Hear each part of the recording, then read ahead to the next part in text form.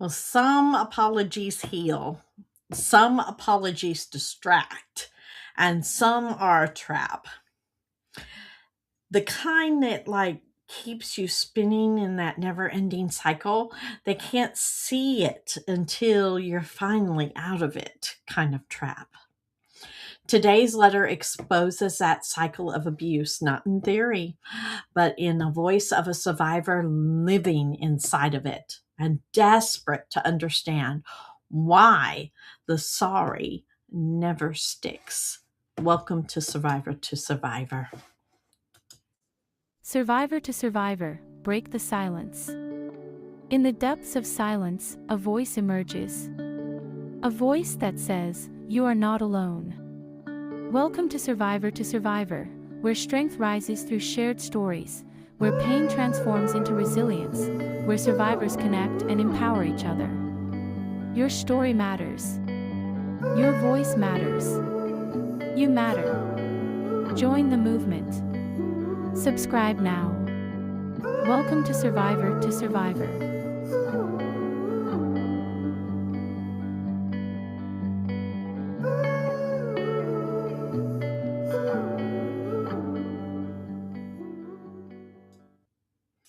Welcome back to Survivor to Survivor. Let's get into our email submission. The subject says he apologizes every time.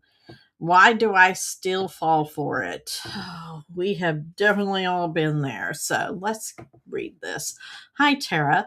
I feel embarrassed admitting this, but every time he hurts me, emotionally or physically, he becomes the most loving person afterwards. Yeah.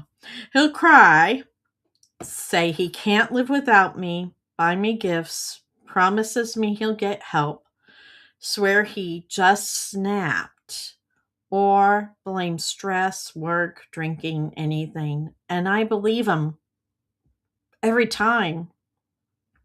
I tell myself, see, he does love me. He is trying. But then a week or two later, the yelling starts again. The accusations, the jealousy, the shoving. Then comes the apology, and I fall right back into it. Why do I keep forgiving him?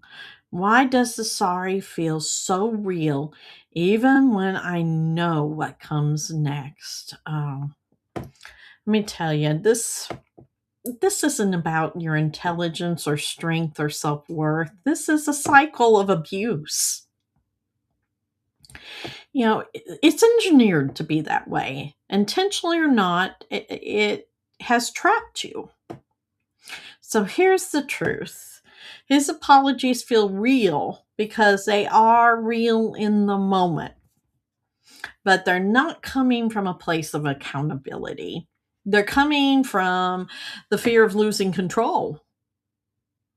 And the cycle looks like this, right? Tension, you're walking on eggshells, explosion, it can be verbal, emotional, even physical harm. Then the remorse and the tears and the gifts and the apologies. And then you're back into this honeymoon phase where there's affection and promises and connection. And then the calm. Everything feels normal again until the cycle starts all over again. And you're not falling for him. You're responding to the temporary relief trauma creates. Your brain is wired to cling to the peace, even if it's toxic peace. But here's the thing. If apology was real, their behavior would change. If the remorse was genuine, the harm would not repeat itself.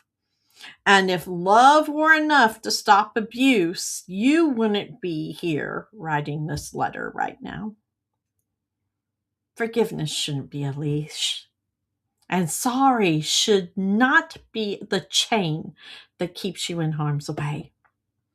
You deserve a life where apologies are not necessary for your survival.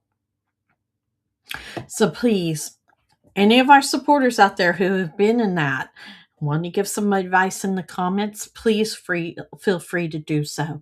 That's what we're here to support one another as survivors. So in closing, if you're caught in the apology cycle, please know you're not weak. You're trauma bonded and you can break free.